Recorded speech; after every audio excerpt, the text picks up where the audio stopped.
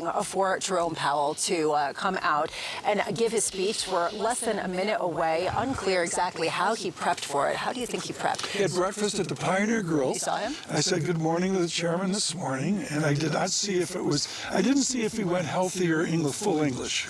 Oh, yeah. I can guarantee he didn't go full English ahead of this, but this is going to be a monumental moment for him. His last speech at Jackson Hole as Fed chair with the whole world watching. Does he address independence? Does he deal with the inflation side of the mandate more than potentially the labor market side of things? And frankly, the international feel here, really notable, as you mentioned. To me, that's a major theme for me, is the international community's screaming. Yeah. Micah has some headlines. The headlines are out. The chairman has started speaking, and here is the key phrase. The shifting balance of risks may warrant adjusting policy. That's going to get Wall Street's attention because it's opening the door to a rate cut. Here's the key sentence. With policy in restrictive territory, the baseline outlook and the shifting balance of risks may warrant adjusting our policy stance. The Fed is also announcing its new framework, which is pretty much as we were just talking about with Pat Harker, dropping the reference to the effective lower bound, eliminating the inflation makeup strategy, committing to contain inflation expectations and concern about labor market shortfalls. But the key here is that there are downside risks to employment, the Fed chairman says.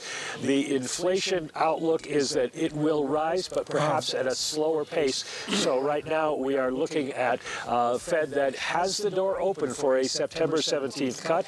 And I guess, Lisa, we're probably going to see the long There you have it, guys. They are going to cut. If you look back at my previous video, I said to you, chill out, relax, no matter what happens. If the opportunity to the downside comes, then so be it. But we have done an unbelievable, look at this candle. Crypto is absolutely bouncing today, and thanks to Jerome Powell coming out from a completely a different angle. I mean, these pumps were just absolutely ridiculous. I mean, look at Casper's pump. Look at Sui's pump here.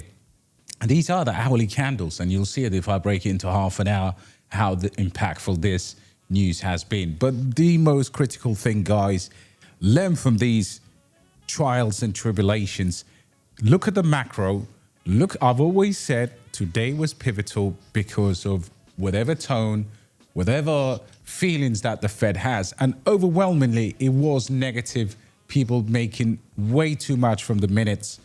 But this is it, guys. We are now between here and the end of September.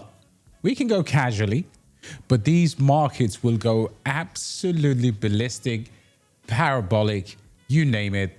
And of course, some of these important landmarks in these macro charts. If you look at this, let's have a look at some of these major. Look, total 3.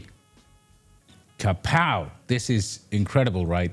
This is pretty, this is outstanding. This is the total crypto market cap going below $1 trillion, and now just in a single candle shooting back up. Let's have a look at the total too, because this one has been key. This one has been in a tremendously difficult area. However, we are where we are with it. Let's have a look at this on the daily, and a huge candle bouncing back to this historic resistance level. And the total crypto market cap right now is approaching 4 trillion.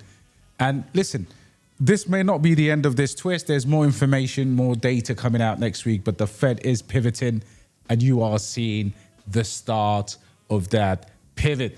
Hence, when it comes to prices breaking down, I kept on telling you from April, just grab the opportunity to buy, right? Grab the opportunity. Soon, the cuts are near perfect. They've been confirmed. Again, 25, 50 basis point. That is going to be delayed, but we will get 50 basis points this year. So your man Powell has come through to turn the entire market on its head. Some of these moves are outrageous. You've got Aerodrome 15%. You've got, bloody hell, look at these moves. Athena, you got so many big movers there. But what's more important is not really how you react to price movements like this, which is fantastic, but how you feel about yourself during the dark days. Are you able to accumulate? Are you able to stay positive? Understand that this whole market is wrecked. Understand that the Fed repo facility is being emptied and drained completely. Because if you understand that, the chances are you do understand where crypto and liquidity merge, where they go, where they head to. And the repo facility, guys, is absolutely, it's drying up. It's literally drying up. It's below 20 billion or 20 to 30 billion, which is incredible, because we were I believe in 2023, this was sitting at a $2.5 trillion. And these repo facilities are important because as they get drained, of course, new set of money is printed and made available to banks. So it's a lot of complexities, but you can actually track this if you want. You can study the Fed. You can look at you can look at purchase agreements. There's so much data you could look at. But guys, stay safe, think long term, and just study these moves. What's moving double digits, what's happening right now.